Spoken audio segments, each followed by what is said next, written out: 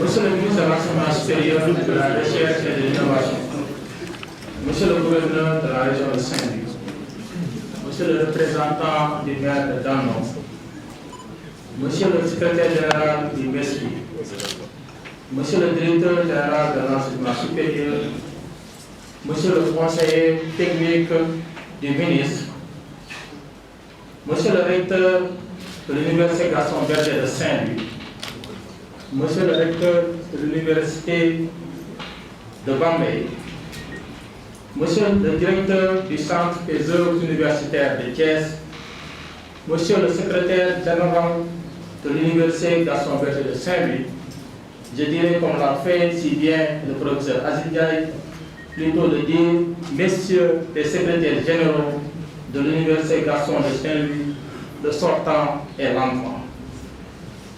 Messieurs les directeurs d'UFR et d'Institut, Messieurs les directeurs des écoles doctorales de l'Université Gaston Berger de Saint-Louis, Mesdames et Messieurs les directeurs centraux, Mesdames et Messieurs les chefs de services administratifs, Messieurs les secrétaires généraux des syndicats, chers membres du personnel d'enseignement et de recherche, chers membres du personnel administratif, technique et de service, chers étudiants, chers invités.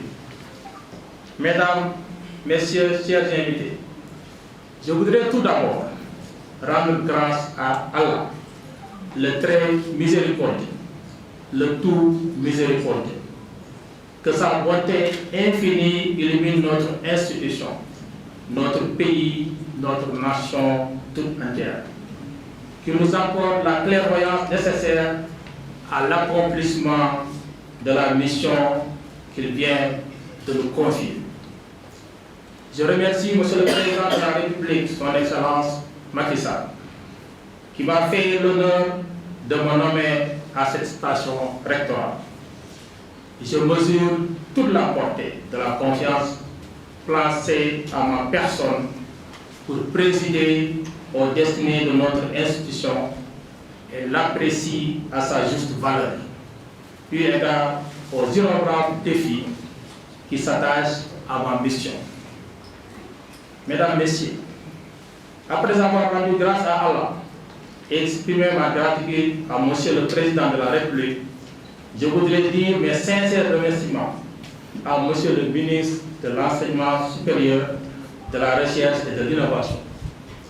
Le processus qui a abouti à ma nomination suite à l'appel à candidature a été long, je dirais même très long. Il témoigne du professionnalisme de la commission, de l'objectivité de ses membres et de leur sens des responsabilités. Je remercie aussi toutes les personnes qui ont tenu à assister à cette cérémonie, les représentants de l'administration territoriale, des collectivités territoriales polarisées par l'université, les collègues enseignants-chercheurs, le personnel administratif technique et de service de l'UCB, les partenaires sociaux, les étudiants, mes amis et enfin ma famille. À mon épouse singulièrement, je dis merci pour la compréhension et l'accompagnement qui m'ont permis d'accomplir honorablement mes missions. Vous m'honorez tous de votre présence et je vous en remercie. Permettez-moi de vous souhaiter un bon Ramadan et un bon carême. Mesdames, Messieurs, la passation de service est un moment chargé d'émotions. Elle consacre certes une entrée en fonction, mais plus encore, elle consacre un engagement devant Dieu et devant les hommes.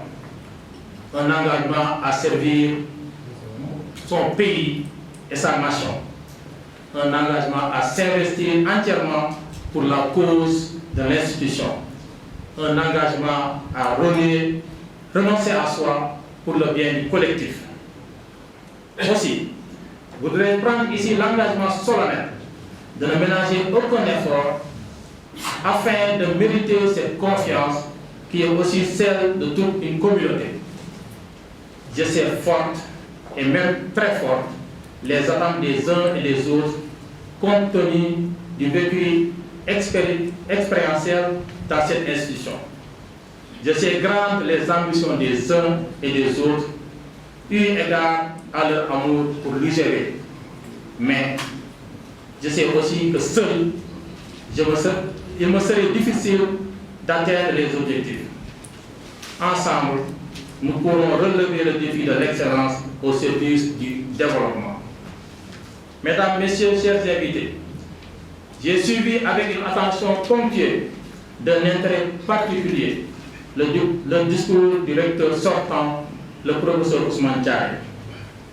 Permettez-moi, Monsieur le recteur, de vous dire toute ma fierté d'avoir cheminé avec vous pendant toutes ces années. En tant que directeur du UFR, je vous ai très souvent sollicité pour accompagner la structure que je dirigeais. Plus d'une fois, vous vous êtes fait violence, allant quelquefois au-delà de vos possibilités, pour répondre positivement aux nombreuses sollicitations des chefs d'établissement. Cette posture et cette attitude vous honorent. Elle témoigne de votre ouverture d'esprit, de votre sens de l'écoute et de votre disponibilité à trouver des solutions constructives et consensuelles. Et comme vous l'avez souligné dans votre discours, vous resterez membre à part entière de cette institution que vous avez su porter dans un contexte très difficile, en atteste la confiance renouvelée du chef de l'État. qu'Allah vous assiste dans vos nouvelles fonctions et inspire vos initiatives. Mesdames, Messieurs, chers invités, comme je l'ai souligné tantôt, l'écosystème universitaire est très complexe. C'est un bouillon de personnalités diverses, d'intérêts divers. Mais quelles que soient nos différences, nous devons tous garder à l'esprit notre mission de service public, former les cadres du Sénégal et des autres pays, les éduquer aux principes et valeurs de la République. Malgré les remous, l'université reste un établissement public. Comme tous les services de l'État, elle a une mission de service public. Cela implique, bien entendu, une compréhension du sens des responsabilités individuelles et collectives. Cela implique une observance scrupuleuse des principes et valeurs qui gouvernent le service public, c'est-à-dire l'équité, l'égalité, entre autres. Cela implique enfin une connaissance de la vision politique du département, une adhésion à une philosophie de travail, une adhésion à une culture du résultat. Mesdames, Messieurs, chers invités, lorsque vous êtes candidat à la station rectorale, vous présentez un projet. Ce n'est pas une lapalissade que de le rappeler. Ce projet traduit votre vision de l'établissement. Il définit à travers des axes, des actions et des activités un ensemble d'idées, de projections, de stratégies managériales, organisationnelles, fonctionnelles, que le candidat compte mettre en œuvre pour atteindre des résultats. Fort d'une expérience de plus de 26 ans dans une institution qui va bientôt fêter sa 33e année et connaissant assez bien, je puis dire sa culture institutionnelle, ma vision de l'UGB se résume à ceci: enracinement et ouverture. Enracinement dans les valeurs et principes qui fondent notre institution. Enracinement dans sa culture organisationnelle et dans l'intelligence active et constructive des membres de la communauté. Enracinement dans le lait de mon prédécesseur par un approfondissement des acquis sociaux. Mais aussi ouverture aux innombrables opportunités que nous offrent les environnements internes et externes relativement au partenariat et au fundraising. Ouverture aux équilibres de la performance, aux outils techniques et technologiques pour une plus grande efficacité de l'action universitaire. Mesdames, Messieurs, cet enracinement et cette ouverture, je voudrais, avec votre aide, les appliquer à l'organisation et au fonctionnement de l'institution, toujours dans le respect strict des lois et règlements qui nous gouverne.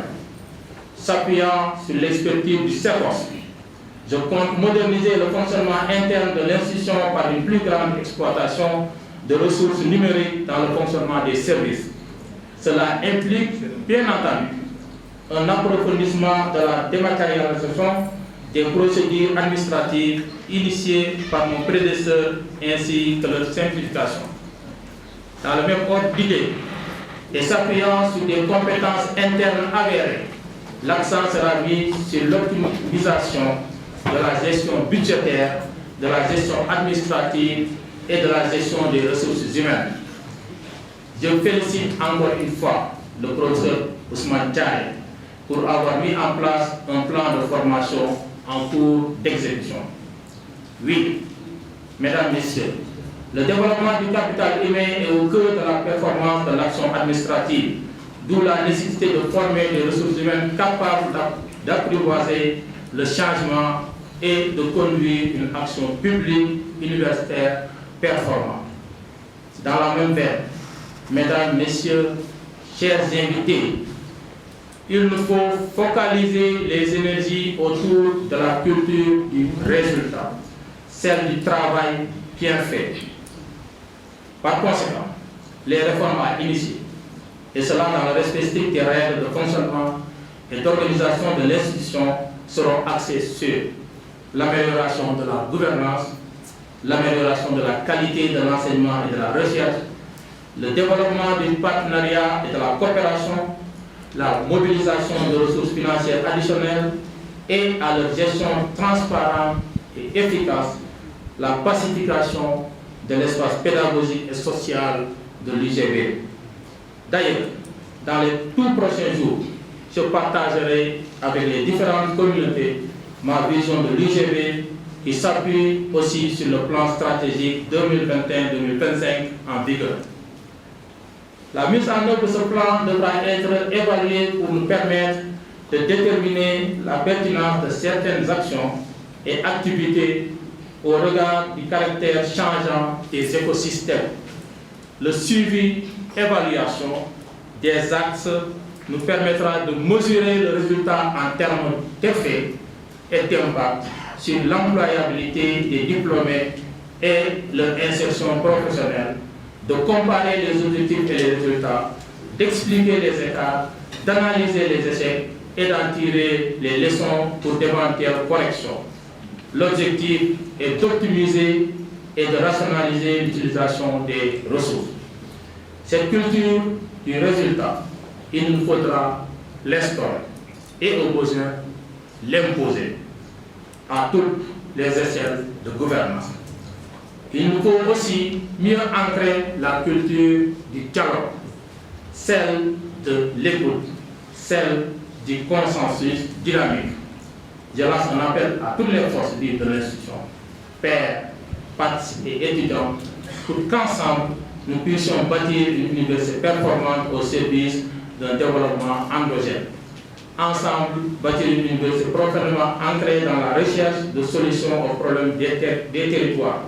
Ensemble, bâtir une université force de réponse, résiliente et debout, apte à relever les défis pédagogiques, économiques et sociaux. Mesdames, Messieurs, avant de terminer, je voudrais remercier toutes les personnes qui ont pris la parole aujourd'hui pour me souhaiter la bienvenue dans mes nouvelles fonctions et qui m'ont présenté leur vœu de réussite. À mes collaborateurs, aux chefs d'établissement et chefs de service, je demande d'être intransigeant par rapport à la qualité dans le traitement des dossiers, au respect de l'usager et à l'observance scrupuleuse des règles procédurales. J'en appelle à votre loyauté, à votre sens des responsabilités et à votre ouverture d'esprit. Je sais compter sur vos qualités intrinsèques, éprouvées par une expérience et une expertise avérée en matière de gestion administrative. Je sais compter sur votre engagement agissant au service exclusif de l'institution. Un recteur, je dois le rappeler, est juste un capitaine d'équipe. Il a besoin de l'engagement sincère de toutes les forces vives pour que l'institution qu'il dirige puisse réaliser ses missions publiques d'enseignement, de recherche et de service à la communauté et contribuer à la satisfaction des besoins de développement économique et social du Sénégal et de l'Afrique. Je vous remercie de votre attention.